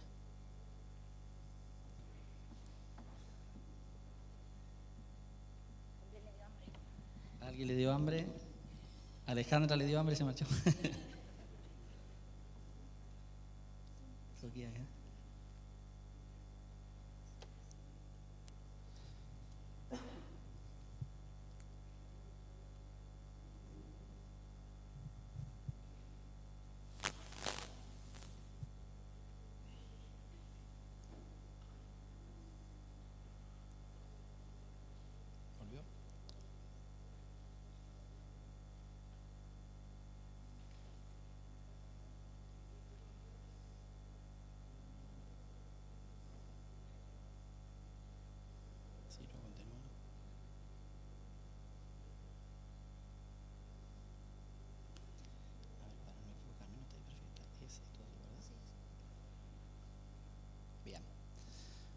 Bueno, ¿qué es este concepto del futuro de la salud? Representa cuál es nuestra visión de las tendencias y de las tecnologías y cómo estas están transformando la actual situación de la salud a nivel mundial, ¿bien? Y cómo las tecnologías en la práctica están acelerando eso, ¿no? Lo que nosotros hacemos a través de esta iniciativa, que está en uno de nuestros propósitos como firma, que es el desarrollo de eminencia, es compartir con nuestros clientes esta visión, ¿bien? Entendiendo que ellos deben tomar siempre una posición hacia el futuro. Está bien resolver los problemas de hoy, pero uno tiene que pensar en cómo me voy a transformar como organización para permanecer en el mercado o para liderarlo en algunos casos, ¿no? ¿Por qué? ¿Por qué hacer esto? Bueno, pues porque con una alta probabilidad, si uno mira a la organización hoy y proyecta el futuro, es bastante probable que se encuentre con brechas importantes en sus procesos, en la tecnología, en los modelos de negocio, bien, que les van a impedir o los van a poner en situación compleja hacia el futuro para seguir permaneciendo en el mercado y entregando valor. Bien. ¿Cómo está evolucionando la salud a nivel de tecnología? En esta gráfica lo que tenemos es nuestra visión de algunas de las principales tecnologías que hoy día conocemos, bien, qué es lo que se está haciendo en inteligencia artificial, en robotización, en nanotecnología. Son tecnologías que hoy día existen, pero ya estamos trabajando en analizar cómo nuevas tecnologías que van a venir en los siguientes años, bien, van a influir en el futuro de la salud. El caso, por ejemplo, de nanotecnología avanzada, bien, la nanorobótica, cómo va a ayudar al diagnóstico, cómo va a acelerar el diagnóstico con técnicas menos invasivas. Estas tecnologías son las que nosotros analizamos con nuestros clientes y empezamos a buscar casos de usos de aplicabilidad para acelerar ese proceso de transformación. Bien, lo relevante de esto, y es algo que les quiero compartir, a la derecha, no sé si se aprecia muy bien, hay una gráfica que muestra cómo está evolucionando la innovación en el mundo. Normalmente siempre hablábamos de ciclos de innovación de entre 10-15 años. Esos ciclos hoy día se están acortando, son ciclos de alrededor de 7 años. La percepción que tenemos es una percepción lineal, es decir, pensamos que vamos año a año cuando en realidad la percepción es exponencial. Y para ejemplificar esto, lo que hay que hacer en la práctica es mirar 7 años atrás y proyectar donde estamos hoy. Si miramos, por ejemplo, hace 7 años atrás, en secuenciar el ADN se gastaba alrededor de $1.000 millones y unos 13 años era la duración estimada para hacerlo. Hoy día el costo de un secuenciamiento no es más de unos $100 y se puede alcanzar a hacer en alrededor de 1 hora. Y esto es tremendamente relevante. Ha sido relevante, por ejemplo, en el caso de la pandemia, a propósito de todas las variantes de coronavirus, ¿no? ¿Por qué le queremos mostrar esto? Le queremos mostrar esto porque las cosas están sucediendo mucho más rápidas de lo que pensamos, ¿bien? La pandemia en la práctica ha sido un catalizador y un acelerador de este proceso, ¿bien? Y parte de lo que le vamos a compartir hoy día, que son nuestras proyecciones hacia el 2040, nosotros estimamos que van a ocurrir alrededor de entre 7 o 10 años antes de lo que se está proyectando, ¿bien? Ese es el análisis, ¿no? ¿Cuáles son las 4 grandes tendencias que creemos que van a impulsar el futuro de la salud? Bien, la primera es un aceleramiento brutal hacia un modelo de bienestar, ¿bien? Hoy día estamos parados en el curar todavía, en algunos casos en prevenir. El foco va a ser el bienestar. Y según nuestros estudios, se estima que para el año 2040 el gasto en bienestar y en prevención de enfermedades empieza a superar al gasto en la cura de enfermedades, ¿bien? Son indicadores bien potentes. El otro aspecto relevante es que la salud se va a ver con una mirada mucho más holística, ¿bien? La salud va a estar compuesta por el componente de salud mental, de salud física, salud emocional, salud física y también salud espiritual. Esto, para aquellos que son bastante más expertos que yo en esto, está relacionado precisamente a la salud de las personas, está determinada por los factores sociales determinantes de la salud. Y esa es la mirada que creemos que se le va a dar a la salud en el futuro, ¿no? Desde el punto de vista de la transformación digital, ya lo hemos visto, Lian acaba de hacer una presentación súper buena.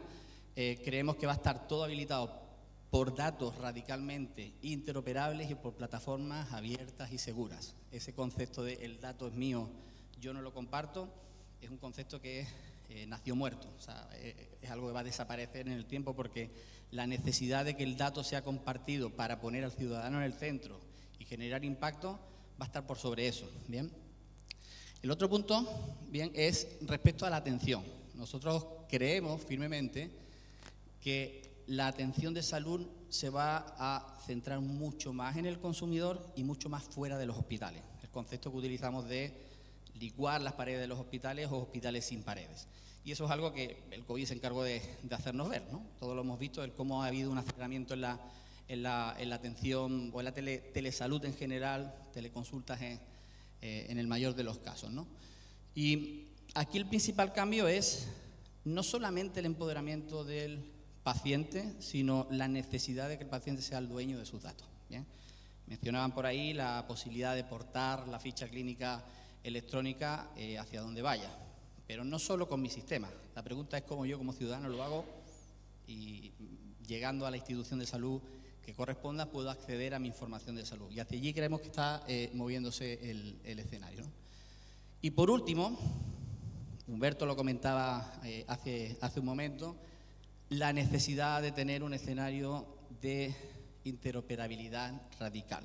Y cuando decimos interoperabilidad, no es a que los datos fluyan entre sistemas, es a que los datos fluyan entre los actores del ecosistema, ¿bien?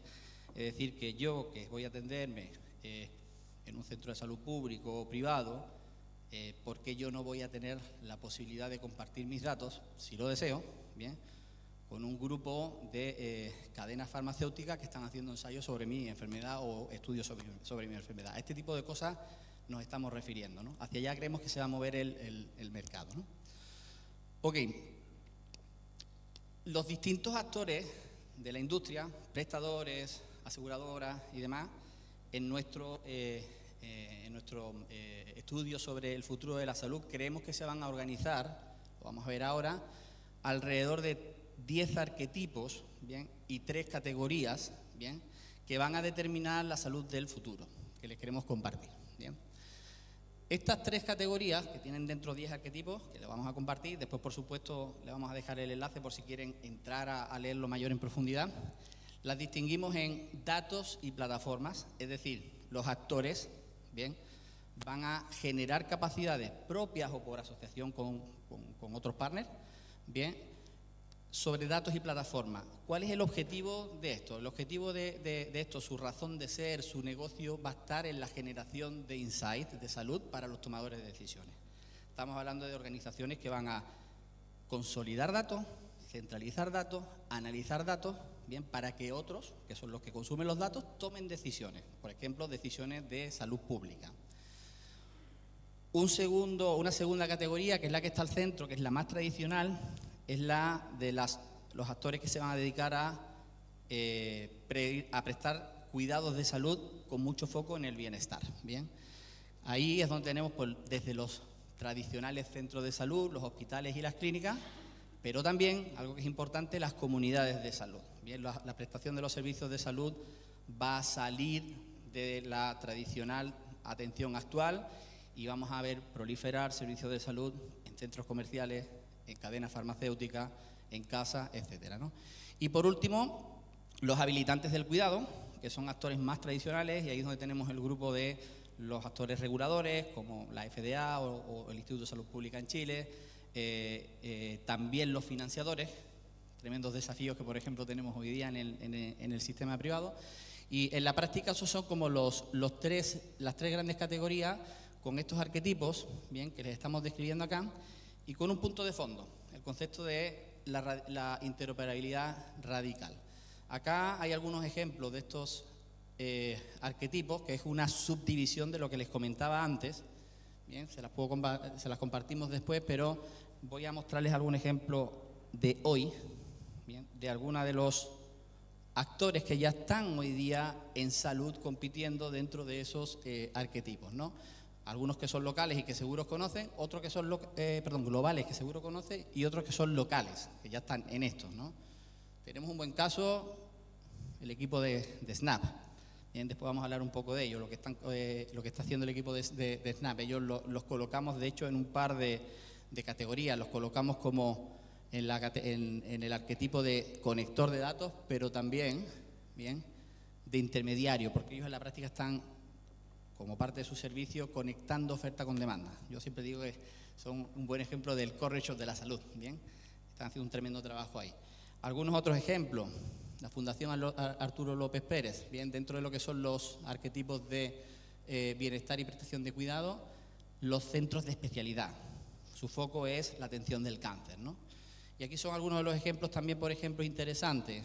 Lo que está haciendo Walmart a nivel global de llevar servicios de salud a sus supermercados, lo que está haciendo cadenas farmacéuticas como CVS.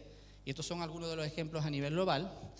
Que a nivel local, les mencionaba Donos, el caso de Fundación Arturo López Pérez, bien, es un caso claro de su foco, está hoy día ahí, en diferenciarse en eso.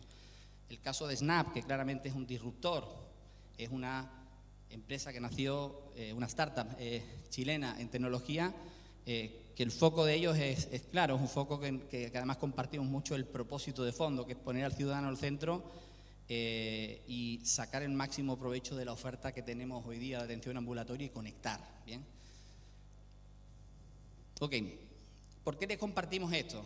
Bien, estos arquetipos, las organizaciones de salud, una clínica, un hospital público, un laboratorio farmacéutico, no es que vayan a competir en todos estos arquetipos, ¿bien? Lo que están haciendo en la práctica es decir, yo tengo hoy día estas capacidades, me quiero mover hacia allá.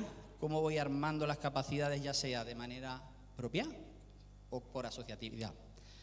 Humberto comentaba de Pfizer, es un buen ejemplo de que Pfizer está moviéndose entre estos arquetipos, pero con un esquema de asociatividad, relacionándose, asociándose, porque claramente el time to market, cuando tú te asocias con un partner, siempre es más corto que cuando tú tratas de generar capacidades internas, ¿no?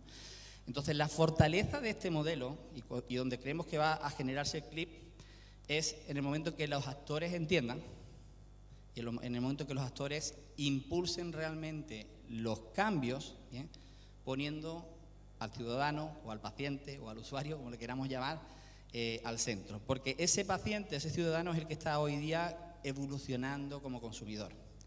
Nosotros distinguimos también en nuestro estudio 3 horizontes, bien, respecto del consumidor de salud.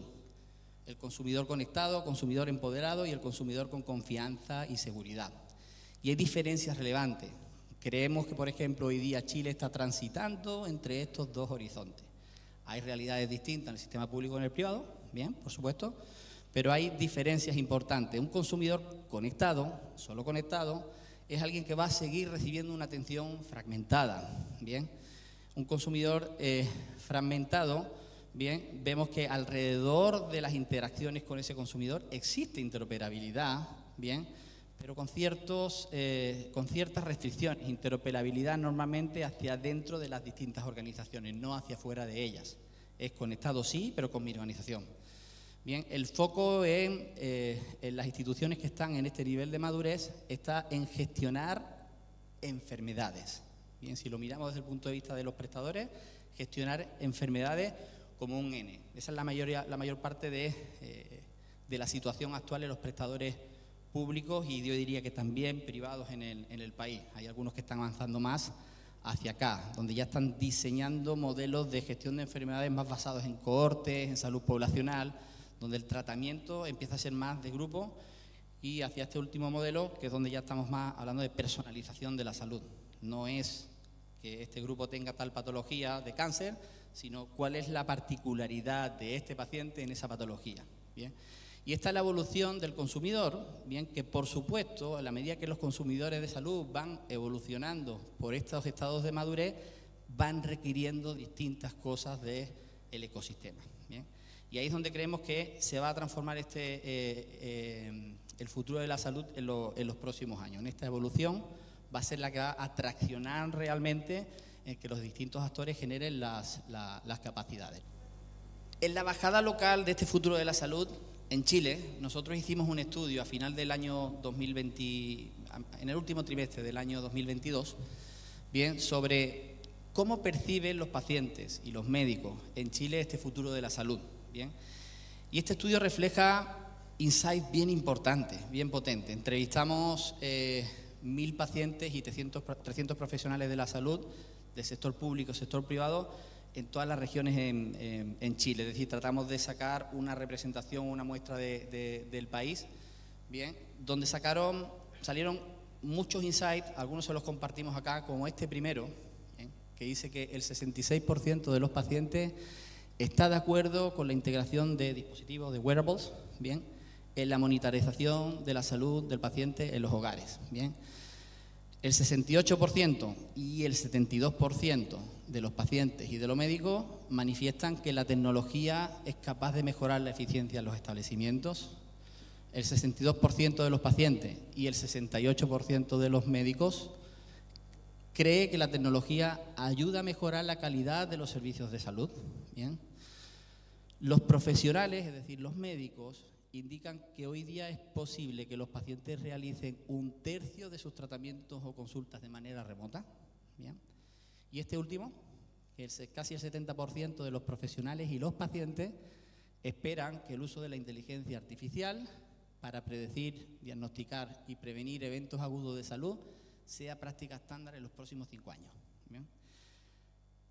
Nosotros rescatamos esto, bien, porque en la práctica, si lo queremos sintetizar, hay un alineamiento en el mundo médico y en los pacientes sobre el impacto positivo que tiene la tecnología en la salud, en efectos de eficiencia, en efectos de calidad, así como también en la mejora de lo que es el acceso y la equidad en salud, que son tremendos desafíos en general de los sistemas de salud a nivel mundial.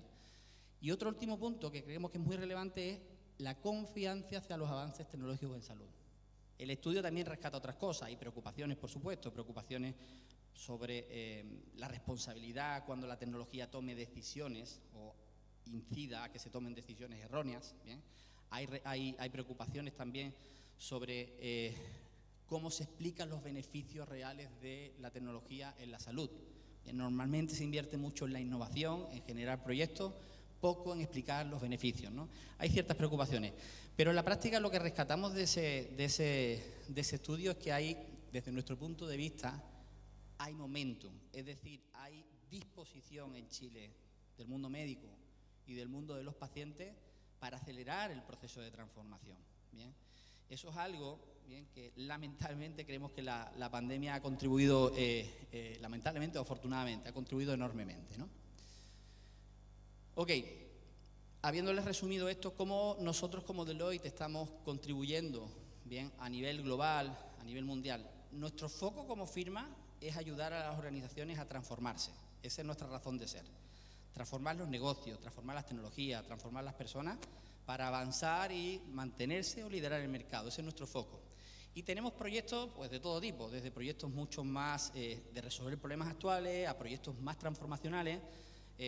Tenemos un proyecto que estamos trabajando hoy día, que es el proyecto Conecta SSQ, también en la quinta región, el Servicio de Salud Viña del Mar Quillota, que es un proyecto, muchos de acá van a conocer y están en proyectos similares, es un proyecto de implementación de sistemas para soportar los procesos de un hospital. ¿Qué tiene de diferente o de especial este proyecto versus otro? Primero, el alcance. Hemos visto muchas iniciativas donde los servicios de salud implementan sistemas ERP o sistemas de información hospitalario. Bien, rara vez hemos visto proyectos donde en una misma instancia se implementen ambos. Y aquí hay un diferencial importante, es que la mirada de este proyecto es una mirada de proceso. Está diseñado el proyecto desde su inicio en implementar procesos, en capacitar procesos, en medir procesos. Bien. El segundo diferencial, que creemos que es importante, tiene una mirada red. Bien. Cuando decimos tiene una mirada red, está diseñado desde el punto de vista de arquitectura, desde el punto de vista de sistemas, desde el punto de vista de gestión de la información, con un foco en trabajar como servicio de salud en red. Un tercer diferencial, bien, es en un modelo de gestión de hospitalización, de gestión de hospitalaria que permita medir costos, bien. Y esto es algo tremendamente relevante. Pocas instituciones de salud en Chile, públicas e incluso en privadas, son realmente capaces hoy día de medir el costo por proceso, el costo por patología, el costo por paciente. Eso es uno de los grandes diferenciales, en nuestra opinión, de este proyecto. Y el tercero, que hay casos en Chile también, es la integración con los sistemas o con los niveles de atención primaria y secundaria. No solo para recibir las solicitudes de interconsulta en el modelo de referencia contra referencia, sino también para contestarlas entregando contenido clínico. Y esto es tremendamente relevante en el desafío que tenemos como país, una lista de espera disparada, bien, y ahí esperamos contribuir enormemente a que se reduzca la lista de espera y que se gestione más eficientemente la lista de espera de los pacientes de la quinta región, ¿no?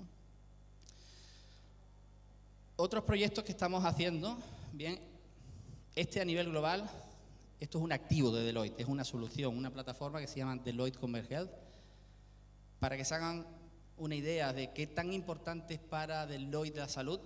Esta es la inversión más grande que Deloitte ha hecho hasta ahora en su historia, bien. Es una plataforma, bien, que consolida datos, soluciones, sitúa al paciente al centro y conecta a los actores del ecosistema. Bien.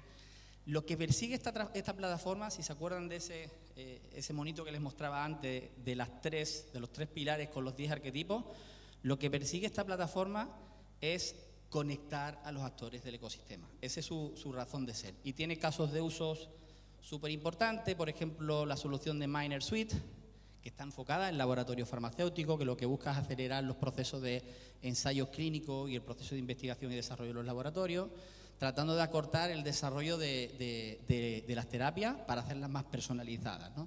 Tiene otra aplicación que es Connect Health, que está enfocada en salud poblacional, es una herramienta para gestionar programas de salud.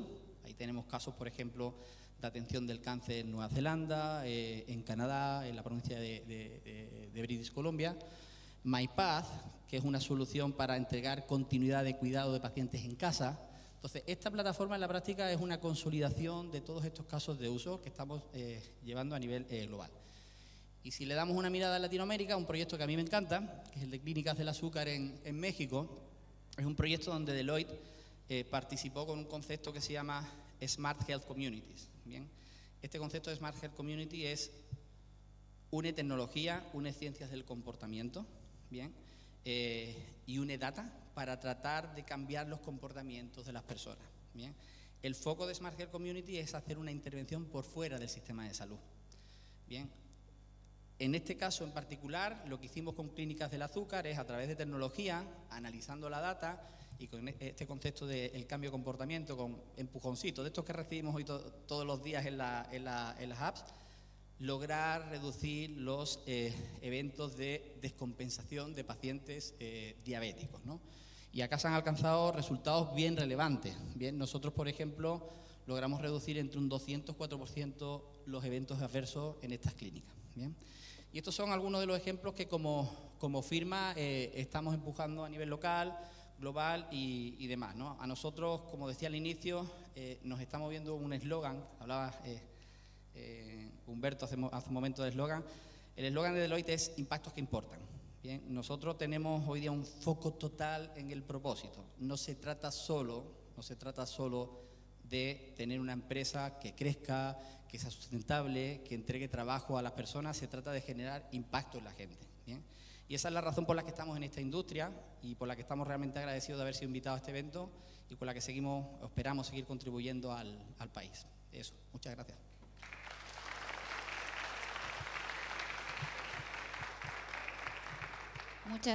Muchas gracias, Antonio. Y ya estamos todos bastante cansados, pero les voy a robar 5 minutos de su tiempo, por favor, antes que se vayan. Y presentar también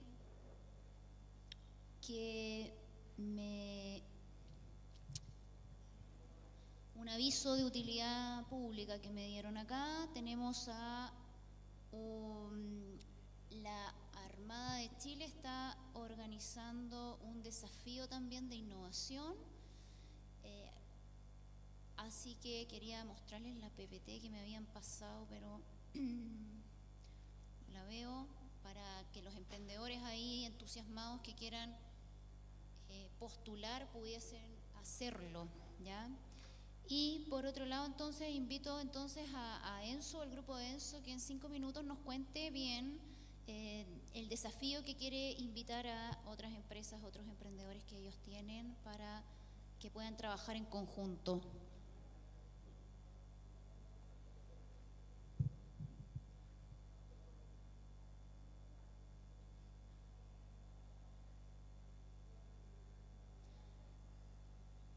Te quedan 4 minutos, Enzo. Te dije 5. Que viene Antonio va a presentar.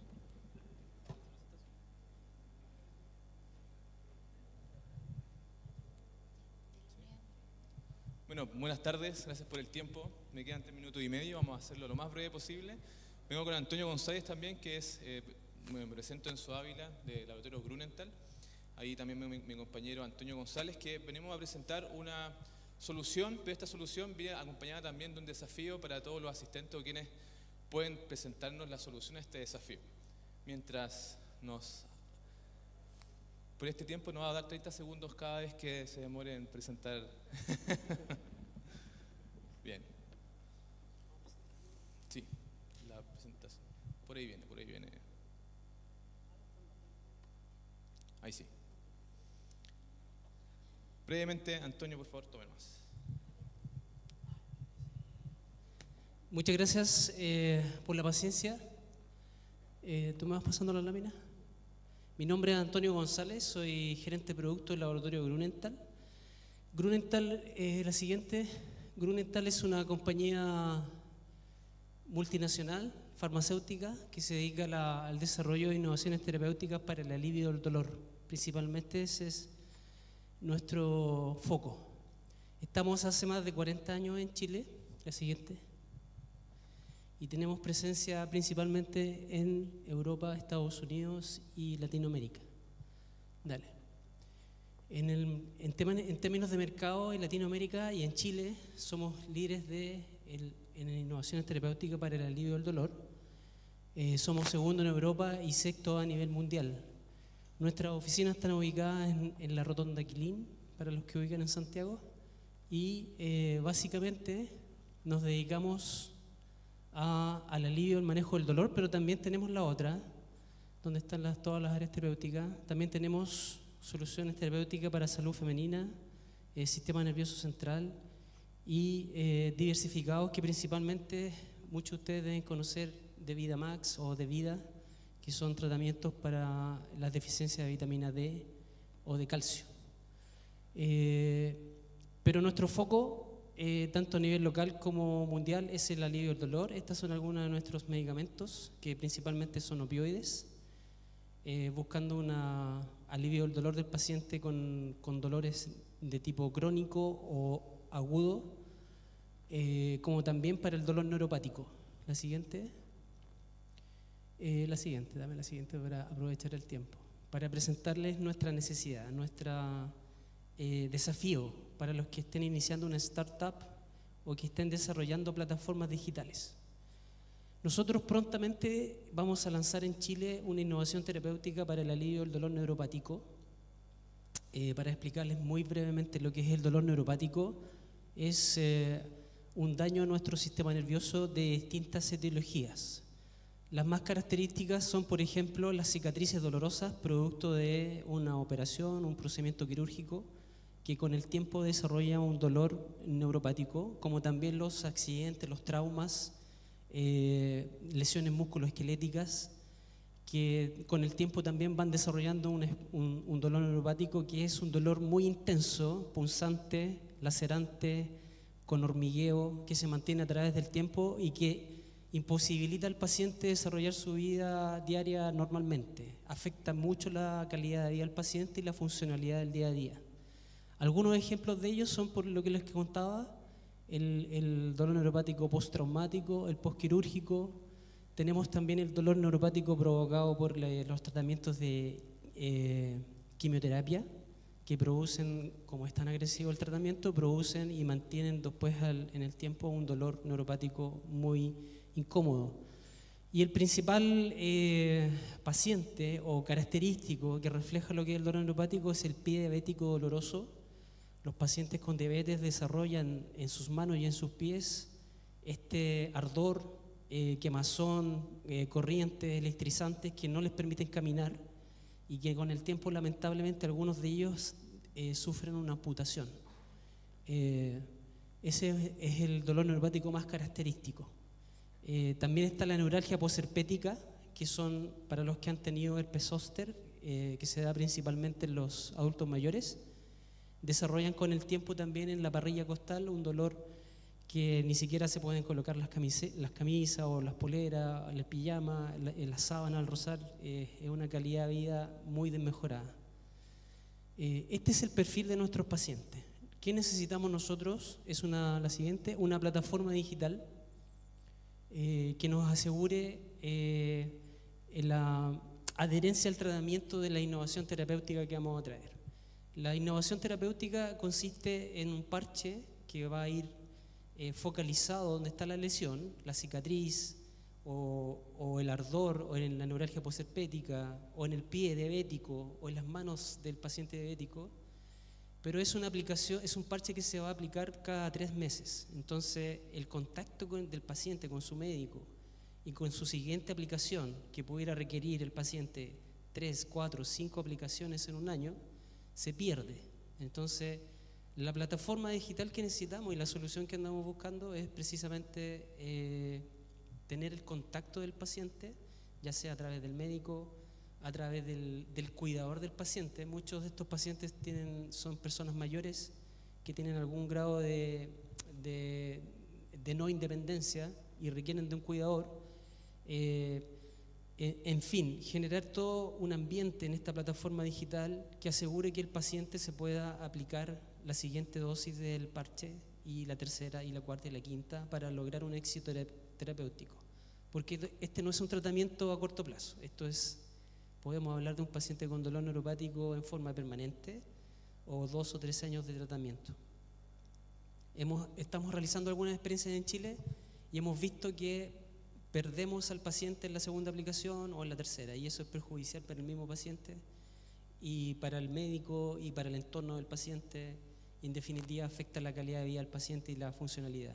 Entonces, es bien sencillo, no buscamos algo demasiado elaborado ni desarrollado, sino que solamente algo que nos permita mejorar la adherencia del tratamiento.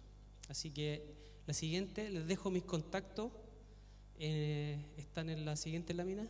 Ah, no, esta es que era la presentación mía. O sea, la presentación que le enviamos a Alejandra. Bueno, Antonio y Enzo también van a estar entonces dando vueltas. Hoy día también van a hacer un pitch en el stand que tiene ahí Snap, que está un set de grabación. Ah, ¿ya lo hicieron? Ya, están listos. Que después van a estar disponibilizando, pero si lo ven ahí pueden comunicarse con ellos. Nos vemos a las 3. Quienes quieran dar un mini pitch de 5 minutos contando cuál es su solución, contando cuál es su desafío, los invitamos entonces al stand de Snap junto a Portal Hospitalario. Estamos haciendo grabaciones que después vamos a disponibilizar en una web que nosotros estamos diseñando, que va a ser de el ecosistema de salud conectada. Muchas gracias, nos vemos a las 3 acá en el Speed Dating.